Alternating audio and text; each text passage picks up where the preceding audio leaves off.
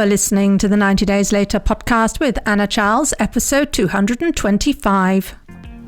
Welcome to the 90 Days Later podcast, where we talk about what really happens when you take a break from drinking.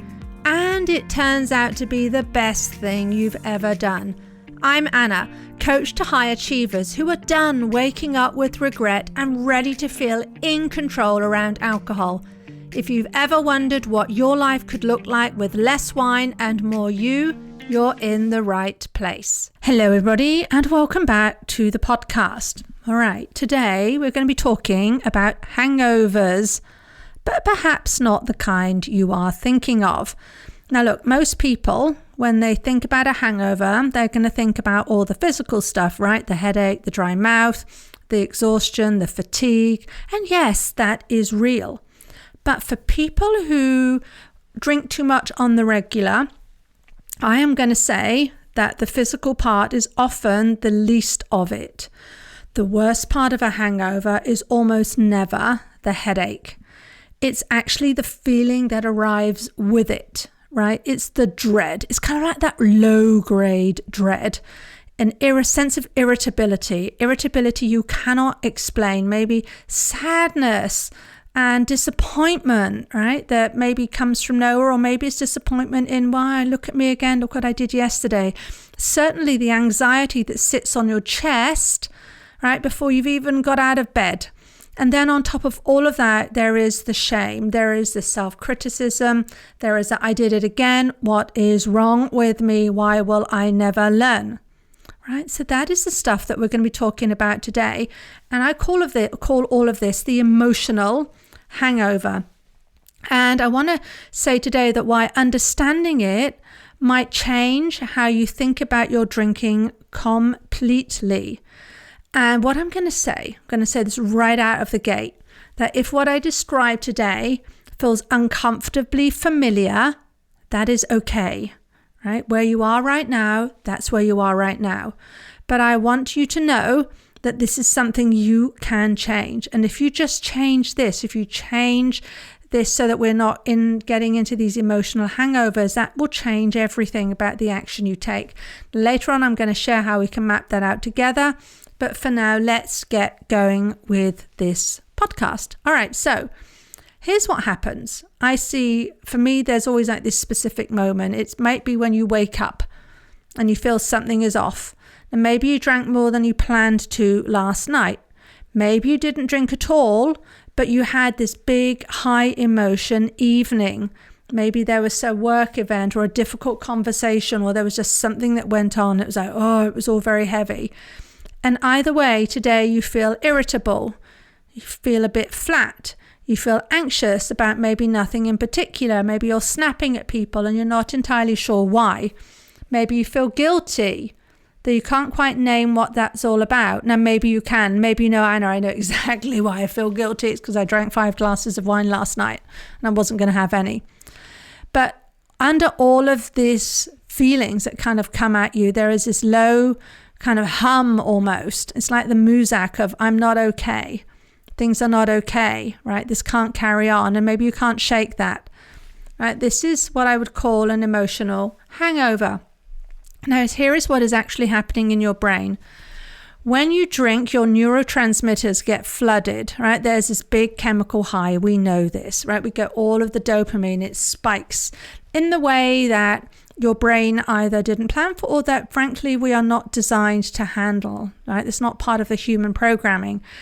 And as the saying goes, what goes up must come down, right? And the next day, your brain is going to be working to rebalance this. And while it does, right, we've got this balancing going on, your mood is going to pay the price because you're swooping down from this big high. This is when people talk about chasing the buzz. This is exactly why they do that, because they want to avoid this piece of the puzzle. Right? This is why you can wake up anxious or sad or irritable after drinking, even when nothing really bad has happened. Right? You didn't get into any kind of argument. You didn't massively overdrink. It's not about what you did. It's about what your brain is doing. And here is something that a lot of people do not know, right? This exact same crash can happen without any alcohol at all. And this is when we have a big celebration or some high energy, high emotion. You might experience a real sort of sense of heaviness, of depletion, a low feeling the next day. The big emotional high was followed by a come down, right? Even if there's no alcohol involved, but the difference is what happens next. The difference is the action we take from this. When you haven't been drinking, most people will just feel tired. Maybe they'll feel a bit flat, right? Is that, oh, that was that, and I haven't got that to look forward to. Right? It's life is same old, same old. And then what eventually they do is they will rest, they'll recover, and they'll move on. That so-called crash, right, from the emotional high is there, but we don't assign any moral weight to it. It can even feel fine. You might even understand it. Yeah, you might even rationalize it without making that mean anything bad about yourself. Yeah, it was a big day. Of course I'm tired now. Of course I'm feeling a bit miffed that maybe that thing I've been looking forward to has passed, right? And we don't make it a problem. But if this big day, the day before, involves drinking, right? After drinking, that same kind of come down, that kind of crash, so-called, arrives. And then what do? Well, if you're anything like a lot of the people I speak with when they say, look, Anna, I'm sick and tired of this, I want to change this, and I certainly used to do this, we immediately start piling on ourselves. Right? It's kind of like one of those rugby, what do they call them? Scrums, rugby tackle, where all the players kind of jump on, all the different variations of you, all the things you're upset about, that version of you kind of just pile on yourself. So the self-criticism kicks in. Things like, you say, I did it again. I'm such an idiot. I always do this. Why will I never learn? All right? How long is this going to go on for? How could I have been so stupid? Why didn't I realize what I was doing? Any of that. But now what is happening is we are not just dealing with what I would call the chemistry, right? With the, as I said earlier, we have this sort of big emotional high, and now we're down because we're just sort of re-regulating ourselves. You're dealing with that chemistry plus a running commentary about what a failure you are. And a trick here, you might even want to consider, imagine if a commentator in your favorite sport, so I talk about snooker a lot, right? I'm going to imagine that we've got one of the snooker commentators who's commentating on all of this, right?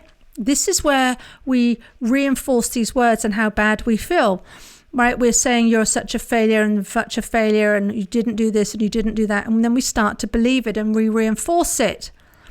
That is the combination that makes this emotional hangover feel unbearable, right? So let's start with a hangover.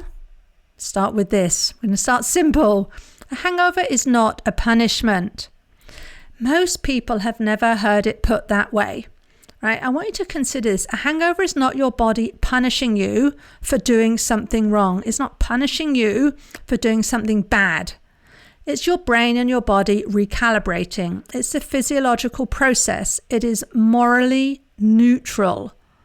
Hear me on that. Morally neutral, right? This is sort of a riff on a theme you'll hear me talk about a lot, where we don't want to assign any kind of moral judgment to drinking, right? Drinking less isn't good. Drinking more isn't bad, because the minute you get into that, then you're really in a battle with yourself, right? So the problem is not the hangover that you might be experiencing. The problem is what most people do with it, maybe with what you're doing with it. If you're using it as evidence against yourself, evidence you're weak, that you have no self-control, that you're always going to do this, that you will never change, right? And you might say, Anna, I have got all this evidence. I mean, it's clearly true. I have no control, or why would I have done that? And my message to you, if you're saying that back to me now, if maybe you're shouting back at the podcast, is how does that help? How does that help? Right? Just going along with this. And I'm going to offer this a story. It doesn't say anything about your character. It's just a habit you are in. And then we take that habit and then we say this, I'm so bad. Right? So what's we're doing here, if we're in this kind of, it is beating up, but it's that kind of like that self-criticism, is we're taking a physical state and we're burying that under self-loathing and shame and criticism. And then we wonder why we feel so terrible. And what do you do when you feel terrible? Exactly. we have a drink to stop feeling so terrible. Listen, you cannot criticize yourself into changing. It has never worked for anyone. And even if you say, no, I'm really motivated, by sort of hard talk to myself, I would offer that is not happening. There's something else going on underneath that you don't see. But at least if we see that if you see that sort of tough talk as a positive thing, let's take it 1 inch further and we say, let's talk about self-criticism, right? The self-criticism that arrives with a hangover does not rewire the habit. It does not. It just makes you feel worse. And feeling worse, guess what? Does not make tomorrow feel easier. So let's reframe this. Hangover time is not punishment time. It's information time. So what do you do instead? Right? This is the piece of the podcast. You know me, practical tool you can put into action here. First, I want you, if you are in a hangover state, or the next time you are, I want you to separate the physical from the mental. Right? When you wake up feeling low, I want you to notice what's actually happening in your body. Are you feeling tired, achy, right? I mean, you've got a headache, maybe you've got a dry mouth.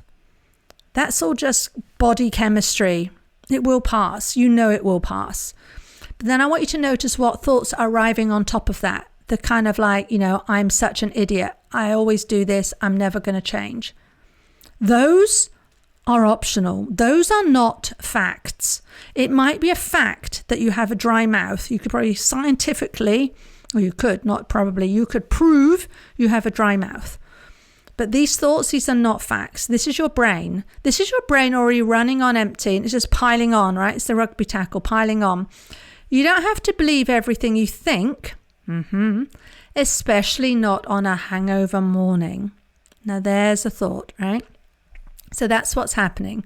We wake up, we notice the physical, and then we notice these thoughts that come.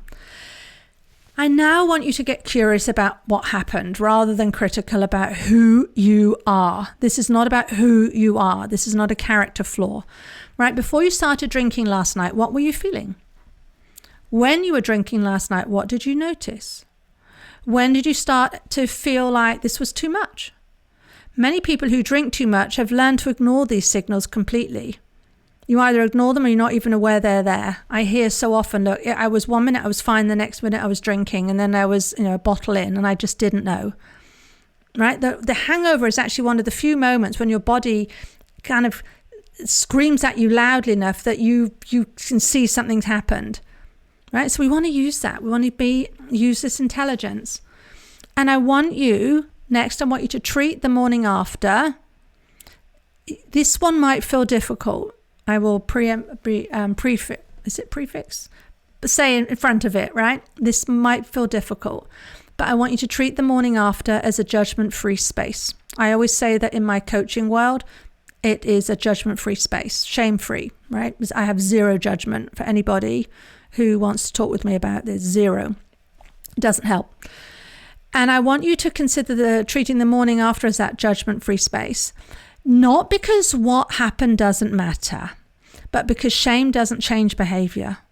Write that down. Shame doesn't change behavior. It just doesn't. The question is never, why am I like this? The question is, what do I need to learn from this? If you are already trying to do this on your own and you think this sounds good and this sounds sensible, but you just always seem to revert and you can't stay the course and you feel like you're going in circles. I wrote an email to my list actually about a movie I saw yesterday called Thrash. It's about these sharks that are circling their prey and they're just circling and circling and circling. Now, if you're in that kind of circling mode where I can see this and I'm really trying, but I just can't get out of the habit, this is exactly the kind of thing I help my clients do in one-on-one coaching. This is something that we find difficult to do on our own.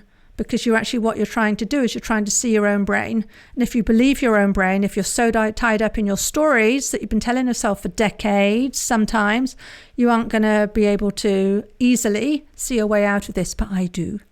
I see all the people. I speak with people, loads of people daily. Right? I know I can see what's going on. So if you're doing what I describe here, there is nothing wrong with what's happening, but it is likely more of an issue with how you're applying this and how you're putting this into action. Now, one of the first things people notice when they start working on their drinking with me is that they stop waking up so anxious. Not because they fixed everything overnight, and not even because maybe they got a result they like overnight, but because they have stopped layering shame on top of what went on. They have stopped treating the hangover as proof of who they are and started paying attention to what it's telling them. By the way, I will have a little segue here. I didn't plan to talk about this, but I kind of feel compelled to. If you're somebody listening to this, you're saying, I don't have hangovers, that's part of the problem, I just don't. I will offer that as a story. I have worked with many people who tell me I just don't have it. It's why I can drink a bottle a night, because I don't have a hangover, I don't suffer. But what we find is we start to work through this and we start to reduce the amount and we work through all these thoughts and we so on and so forth. They start to say, oh boy, I was having all the hangovers, but it was so normalized. It was so just my every morning was effectively a hangover. I just didn't see it because it was normal. It didn't stand out because that's what I had become accustomed to. So if you're saying I don't have hangovers, but I drink too much, you're probably in that bracket, or you might want to at least consider that might be the case. And so back to what my clients experience again, they stop waking up feeling anxious. Again, as I said, not because they fixed everything, because they've stopped layering shame on it. All right. And we start looking for proof as to who they actually are, and they start paying attention to what any of the hangovers are telling them. In practice, this looks like this. So I've got some comments here from one of my recent clients where she said she'd wake up 1 or 2 mornings a week with that familiar dread of, oh, what did I say last night? What did I do? Right? Because she was drinking every day largely. There was about one day when she wouldn't, but of those everyday drinkings, easily 1 to 2, maybe 3 mornings she'd wake up knowing she'd really overdone it. And then she'd be going back through and thinking, what did I say? What did I do? Who did I upset? By the way, I really resonate with that. I used to become very belligerent. And it was like I would step outside of Anna and I could see Anna doing this and I didn't want to be doing this, and yet I was still doing it. So if that's you, I hear you, I see you, I get it. Now, what happened with this particular client who said that she would wake up with all this remorse and then the whole morning would kind of disappear into what's going on. How can I do it differently? I'm not going to do it again, but not really believing that she would, right? It's like, we're calling ourselves out. We know we're not going to do it differently, but we're really hoping that we can. Very quickly in this work, that changes. That piece of the habit changes.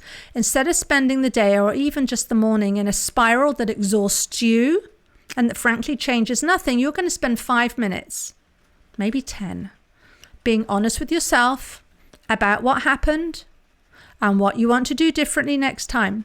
You will not be hiding from that. You will be sharing that with me. You can share that with me maybe on that next morning or when we next speak. Right? But it's kind of out in the open, and we're looking at this, we're being compassionately curious, because this is what works. This is what helps. And I know you know this. So many people, they tell me, I know that in theory, beating myself up doesn't help. But, right, there's then that next step to actually stop doing it. And you might still wake up as we go through the process, wake up feeling off, but instead of a shame spiral, you're going to notice, okay, here's what I'm learning from it, and you get on with your day. The anxiety that there might be, because there might still be some towards the beginning, it just doesn't take over the whole morning anymore. And when it does come, you know how to move through it. This is not us pretending it's not there. This is not us being like Polly Perfect, skipping through the field in daisies, right? This is real life stuff. I always say we change this relationship in real life. But it doesn't take over your life. You don't make it mean anything about you, and you just regroup and you go again. All right? This is so different to letting yourself off the hook. This is actually how change works.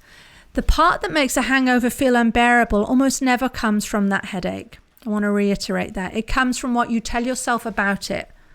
And that's the bit that you get to change. Listen, you are not a bad person who needs to be punished into doing better. Even if you believe that you are, take it from me that you're not. You can say, Anna says, I'm not a bad person. I don't need to be punished into doing better.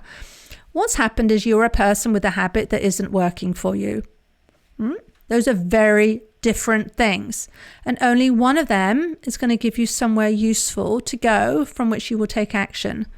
Now, if you recognize what I'm describing today, right, this self-criticism, the morning anxiety, the shame that shows up before you've even got out of bed, and you're ready to stop losing whole days to it and then step outside of this pattern where you just know you hope you're going to be better tonight, but you know deep down that nothing's going to change. Right? And then you want to actually understand what's driving it rather than just surviving it. Think about that. That is exactly what we work on together. You're listening to this and you want this. I want you to book a free consultation call with me. Go to 90dayslater.co and click on the book a call. Listen, on that call, we're going to look at your specific pattern with what's going on. We'll talk about any emotional hangovers you have. We'll talk about your drinking. And I will walk you through a clear plan to change it. This will not include being harder on yourself. This will definitely include understanding what's actually happening and what you're going to do about it next time instead. So this is a sign. If you're listening to this now, this is a sign. This is ringing bells for you. I don't want you to wait weeks to act. I don't want you to be one of the sharks circling the prey, just getting ready and waiting for the time to strike. I want you to strike now. I want you to grab a slot on my calendar and talk. You will start to be a different person before next week's podcast episode is even put out into the world. Okay, I look forward to speaking with you and have a great week. If this episode hit home and you're ready to explore what life could look like with alcohol in the back seat, let's talk. I work with people one-on-one who are ready to create the relationship with alcohol that works for them, so they feel powerful in their choices and at peace with their habits. Go to 90dayslater.co and click on book a call, or grab one of the free guides in the show notes to this episode. And if this podcast is helping you, a rating or review goes a long way to help others find this work too.